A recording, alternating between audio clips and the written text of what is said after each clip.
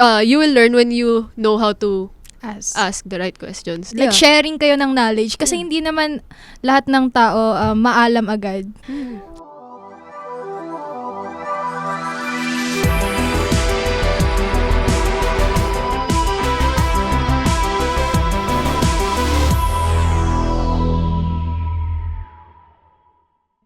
So, welcome to another episode of Kaka-Computer Mo Yan. So, our topic for today is conquering midterms, finals, and capstone. So, Ate Jem, may question ako sa'yo. Why are midterms, finals, and capstone so stressful for student and how can they prepare ahead of time? Ikaw, alam ko may experience ka sa mga ganyan, syempre. Syempre, as a senior. Wow. Senior?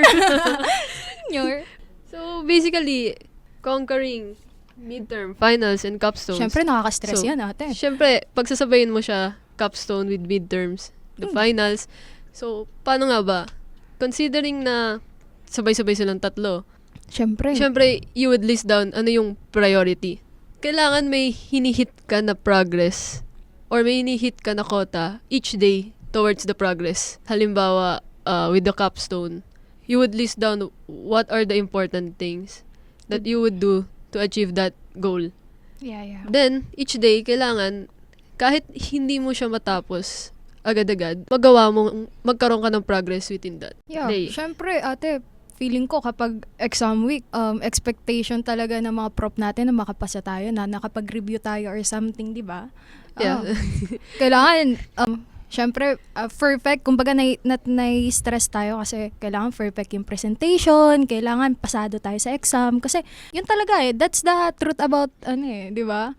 School And then, you're in college. Yeah. So, basically, in a college setting, you can't learn with each other right away. Yeah. So, basically, you would need to get out and then experience on your own kung ano man yung mga kakayahan ng bawat isa.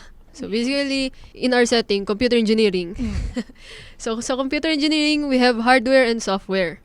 Everyone is not really good at both. So some people are good with the software side, some people are good with the hardware side. So we have programmers, we have those people who are nagwa-wire. So Arduino. yeah. Di ba? So if you stick on that one lane, you won't survive in our course. Yeah. So Totoo yan. kailangan magaling ka both side. magaling ka both side or you would know kung ano yung side ng isa. Yeah, kumbaga willing to learn ka both side. Yes. So, basically, kailangan mo mag-venture out of your zone na kailangan alamin mo kung ano yung kakayahan ng isa na kaya na lang itulong sa'yo. So, it's all about the input, process, and output at the end of the day. Yeah. So, yun. So, next question is, what are some effective study strategies that student can use to perform well in exam and capstone? Ikaw ate, may mga techniques ka ba na ginagawa? Like pag exam week, bago mag-exam week, like effective study tips mo sa mga viewers natin ngayon. Anong tips mo as a college student na graduating na? Graduating. Yeah. So, syempre, you can balance out everything. Pero kasi, once you reach this point na mag-thesis ka na and everything comes right away. Yung mga inaral mo from the first year, andun siya It's a collective notes or collective lessons of what you've learned from the first year. Although sabihin natin na, trabaho ko naman, hindi ko naman siya magagamit. Yeah. But you would, actually. So, that's the truth. pagdating mo ng thesis, every presentation is really connected from everything that you've started from. So, from the lessons na kahit calculus man yan or physics since we're engineering, Yeah. It's really connected with what thesis you have. Yeah. So, considering na we have this capstone and exams, so, dun mo lang siya mapapaikot Those exams are just validation na you knew or you learned something. Pero those scores are not really the validation na na may natutunan ka o hindi. Kasi alam naman natin, at the end of the day, we get low scores. So, sino man ang nakaka-relate dyan? Ka-close na lang po namin ng So, per ikaw, se, ano mga like tips mo ate when it comes to studying? Like yung effective tips mo, the way na mag-study ka. Like preparation mo kumbaga. Anong ginagawa mo? Like note-taking is really heavy on me. Kasi, ako din. pagka ninote mo ang isang bagay, you will eventually remember it. parang not really right away, pero kaya mo siyang balikan na, na-note ko to eh. Pero Or like, hindi ko maalala. May mga ganun, di ba? Hindi ko maalala. So parang, familiar to ah. Oo. Nabasa ko to somewhere, I wrote it somewhere. So parang, Pero kaya mo hindi siyang balikan. Yeah. Halimbawa, you're listening and then you're note-taking, then pag exam day na, i-review mo na lang yun. Then, Yeah. maalala mo kung ba't mo siya ni-note.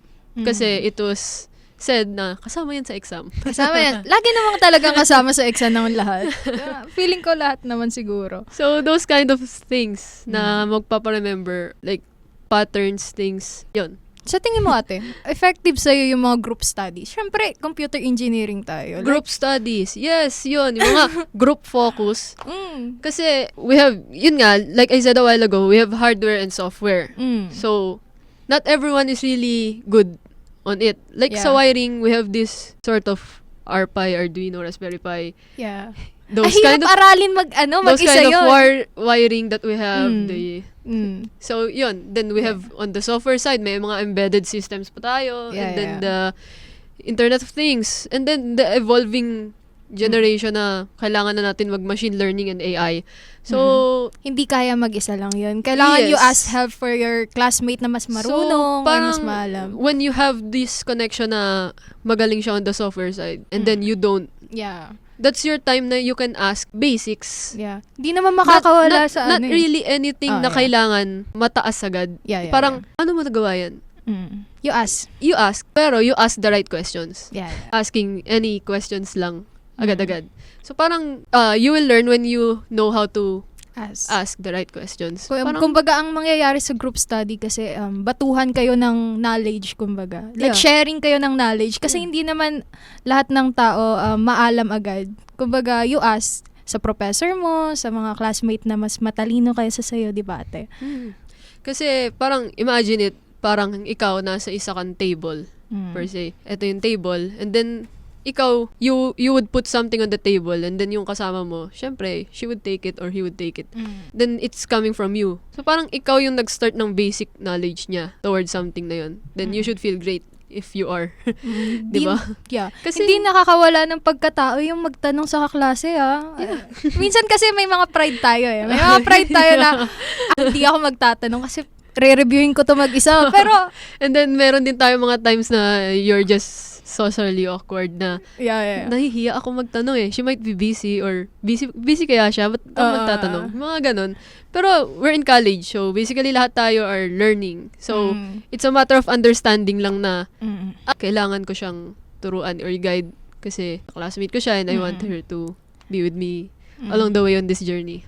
Kumbaga, nasa Study. school tayo to learn. So, ano lang tayo, kumbaga, parang training ground natin to, etong school natin, di ba? Kumbaga, you ask to your classmate, your professor, ganun. So, So, next question, Ate Jen.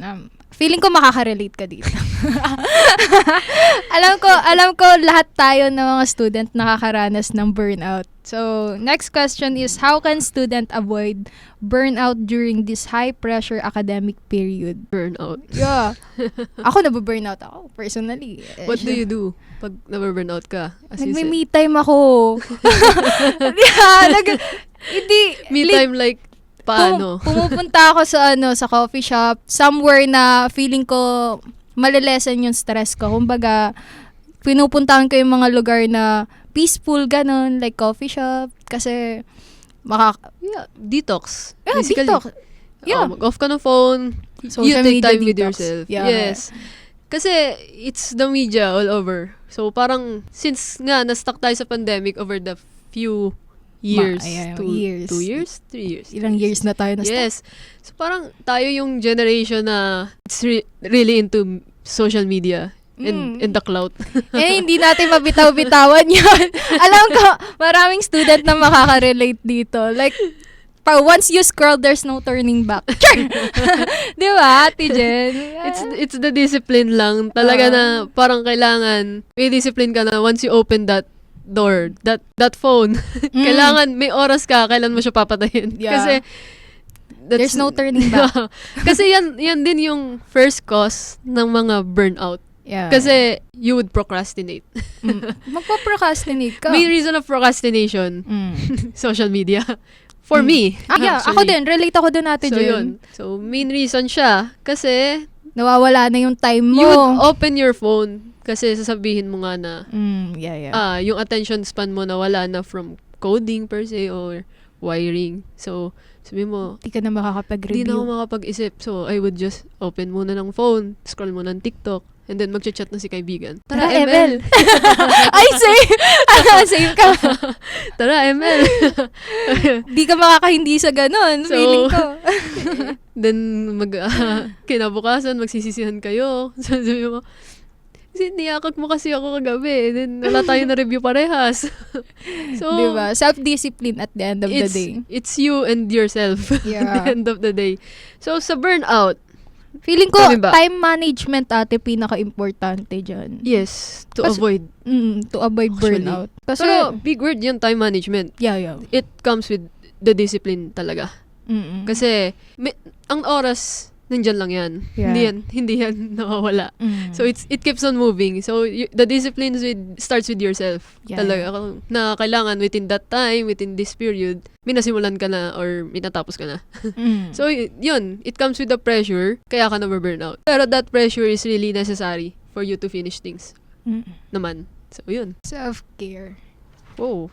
Feeling ko, ate, sa time management, kasi ako personally, nahihirapan ako before sa ganyan eh.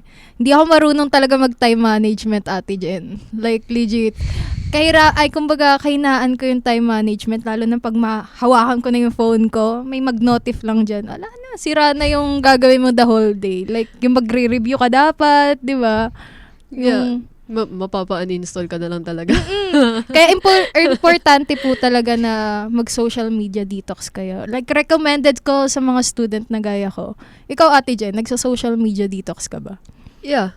Kadalasan. Lalo na pag exam week, feeling Exam ko. week. Or, And then, lalo na ngayon na may thesis. So, sheesh. kailangan na talaga niya mag-detox. Hindi ko na nga nabubuksan yung ML ko eh. Yeah. Kailangan mo muna mawala sa social It's media the guilt. world. Yeah. It's the guilt. At the end of the day, ba't wala tayong progress? Mm. Kasi nag-ML ka eh. Kumbaga, pag nag-social media detox ka, doon na pumapasok yung, alam mo na yung gagawin mo dapat, like mag-review, Yeah. tapusin mo na yung mga task na dapat mo gawin. And then, to avoid burnouts, siguro, since nga, Yeah. we're saying conquering midterms and capstones. Sa capstones and thesis, hindi lang naman ikaw mag-isa. By group kayo. You're by group. Unless Magaling you're ka conquering it by yourself. Then, good job for you. Kaya mo yan. Talino mo. Send Hindi namin tips. kaya yan. Send tips. Yeah. And then, you're in a group. So, syempre, may kanya-kanya kayong role. And then, hindi mo Mm. maiwasan na you have Saluhin yung task mas ng isang marami tao. kang task Yeah. compared sa iba. Mm. So, basically, you're in a group. So, kailangan, nandun pa rin yung importance ng role ng bawat isa. So, avoid burnout. Na hindi lang ikaw yung nagawa. You would delegate. You would endorse. Yung mga task na yung mga dapat. task na yun. So, yeah, we would like to thank our sponsors for supporting this episode. If you're finding this conversation helpful, don't forget to Subscribe and share. share. Syempre.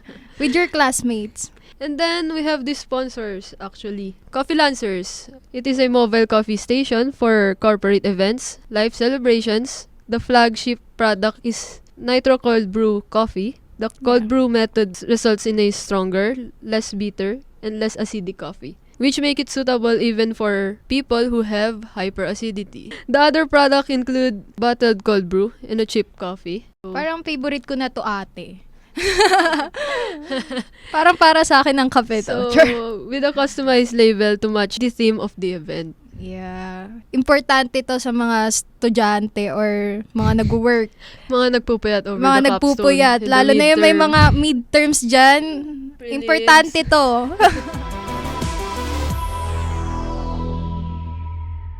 Next question, Ate Jen. Anong role ng time management during midterms, finals, and capstone? Anong natutunan niya? Kumbaga, sa'yo, Ate Jen. Yan. Just like what I said kanina, time management. So, yun. Nandyan lang naman yung oras. Yeah. Then, what you do with it is what's really important. So, Yeah. yun. Kung ano man yung gawin mo tungkol dun sa oras na yun, sa oras na yan, is yun yung mahalaga. Since, yun nga, nandyan lang yung oras. So, how you waste it, how you use it, is what really important. time is gold. Kumbaga, time is gold. Importante Ikaw? talaga. Importante siya sa akin kasi yung attention span ko. Hindi siya yung kaya mag-review talaga. Straight. Like, straight. Hindi ko kaya yung ganun. Ewan ko sa ibang tao na magaling talaga mag-review like 1 hour, 2 hours, 3 hours. Akin na, hindi. Pag once na nag-review ako, dapat may phone ako nakatabi. Kaya, pre-practice ko din sa sarili ko. Kasi nga, 3rd year na po tayo. Andito na yung mga capstone. Mga project po talaga na mahirap. Like, mga Arduino. Like, mga circuits na. So, sa akin, importante siya na alam mo yung task na gagawin mo within the day. Ano bang mga ginagawa mo within the day? You would ask yourself at the end of the day Oo. kung naging worth it ba yung araw mo. O may nagawa ka ba today? Yeah. Magsa-self-check ka lang. Minsan. Separate. So, yun. Important niya. Para mapagsabay-sabay mo yung personal time mo, like yung me time mo sa school stuff. Importante yun eh. Kasi, ma-reality check ka na lang na, may oras pa ba ako sa sarili ko? Oh. When you come to that point, you would need time for yourself. Pero Oo. hindi naman dapat laging me time. Doon pumapasok yung burnout. Di ba? Lalo, pag puro aral. Puro aral, puro thesis, puro... Like, importante yung Thoughts. may physical activities ka. Yes, Like jogging. actually. Yun. Jogging. Running era. Running era ka na ba? Ako kasi running era ako. Like, running. Sure. And then, another question. Yeah. How can you handle procrastination? Procrastination. Procrastination. Nag-ano po Do you experience? Oo, lagi po. Yes po. Like, may mga times po talaga na dinidelete ko muna yung Instagram, yung TikTok. Kasi masyado siyang, alam nyo yun, distractive masyado. So, inaalaw ko yung sarili ko na mag-review. Ikaw ba? Magre-review ako ng 25 minutes, then may break lang ako na 5 minutes. Lagi kong ginagawa yun. Ewan ko, ikaw. Kadalasan kasi nagpo-procrastinate ako pag halimbawa hindi ko na na-enjoy yung ginagawa ko. Same. But I do really love, kasi I'm a computer engineering student, but I do really love programming. Yeah. I was supposed to be an IT student. Sheesh. But then, why not aim for the engineering? You're good at math. So nandito ako ngayon sa computer engineering. So, I had to learn wiring from the very, very start. Yeah. So, kailangan nandun yung matututo ka talaga sa mga classmates mo. So, cheers to dun sa mga nagturo sa akin dyan. Thank you po. Dahil sa inyo, nandito ako ngayon sa Yeah. 4th year. So, yun, basic foundation ng wiring. I don't really enjoy wiring. So, kadalasan na find ko yung sarili ko na pag-wiring or subject ng wiring. Nakaasa lang talaga ako sa mga kaklasmate ko na magaling mag-wiring. I save ate dyan. I would really procrastinate over those kind of Kasi stuff. hindi mo pa alam. Kasi hindi ko siya masyadong Hindi mo siya gamay. enjoy. Ay, hindi mo enjoy Though, yung wiring. Nag-enjoy ako on the process, pero hindi ko siya enjoy na Inaaral. yun. Kasi when I'm coding, when I'm programming, I'm in that zone. Yeah. Na tuloy-tuloy lang, na kaya ko siyang gawin over the Like period ilang- of time. Yeah, ilang Kahit hours. ilang oras pa ako nakaupo dun, my mind is working, and then, yun, boom, it's done. Parang, kahit may errors or something. At least nagawa. Yeah. Unlike sa wiring, magka-error ka lang or not error, prob ka lang. Hindi mo na alam saan ka nagkamali. Then you would repeat all over. Kumbaga Though, lahat parang sa i-re-report coding, mo. you would, Debug. yeah, yun. And I-debug then, mo yung code. hahanapin mo yung mga Mali. But then sa wiring kasi, Di mo siya it's a kita. whole loop of wires. Kumbaga lahat titignan mo. Sa Kumbaga, baka lahat nagkamali. iti-check mo, lahat iti-tester mo. Did Yeah. you have just short circuit or not? Oo, ganun. So, basically, ganun siya kahirap. So, Yeah. Ate Jen, question lang. Ano yung pinagkaiba ng computer engineering, IT, and ComSci for you? most questions yan. Lalo Yeah. na sa mga mag-enroll pa lang. Mm. So, computer engineering is a branch of hardware and computer science. So, basically, we have software and hardware sa computer engineering. Yeah. So, pag magka-computer engineering ka, you must know na hindi ka lang magko-code dito or hindi ka lang mahihirapan sa calculus, sa maths, and Yeah. etc. Nandito papasok yung mga machine and the machine learning and Electronics. the electronics Yeah. itself. The components itself ng mga yon. Yeah. And then, the IT, is where you design front-end and back-end, etc. Software. So, software. Then, sa CS is the whole network. Network kasi ang CS po. Yeah. So, parang basically, computer science, nandun lahat ng data. Yeah. Nandun lahat ng analyzations. And, Maraming student Yun. kasi ate nagtatanong. Siyempre yung mga first year natin na papasok sa computer engineering. so, yeah. Since we're a computer engineering, I can explain anything regarding that. So, nandun magsisimula yung mga, what we have right now, mga mechatronics, mechanical, electronics. So, basically, mechanical, more on motors, and then you would program still para mapagalaw yung mga motors na yun. So, most thesis includes machines and the machines itself, machine learning, embedded systems, and the Internet of Things that we call. So, yun. Right now, yung mga Internet of Things na nakikita natin that are existing is yung mga home security or home, parang smart homes. Mga, Yeah. you would just clap and then mag-on na yung lights. Mamamatay na. Mamatay na yung lights. Yeah. Then you would ask, Alexa, open it, ganyan. Yeah. So, parang dun siya nagre-revolve around those kinds. May components and then may programming. So So, if sa you're mga into that, upcoming first year, masasabi mo upcoming first year. if you're into that, Yeah. go with computer engineering. But it's a whole long way process. Yeah, Dito. lahat matututunan mo. Like, gigisahin ka talaga from the start.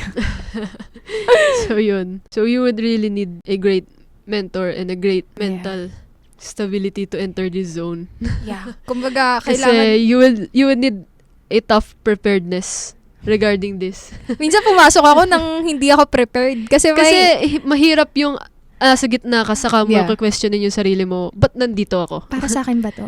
Kasi doon ka mapapa-question eh. Kasi you would really need to build your own portfolio per se bago ka pa graduate. So, kailangan alam mo na yun bago ka pa pumasok.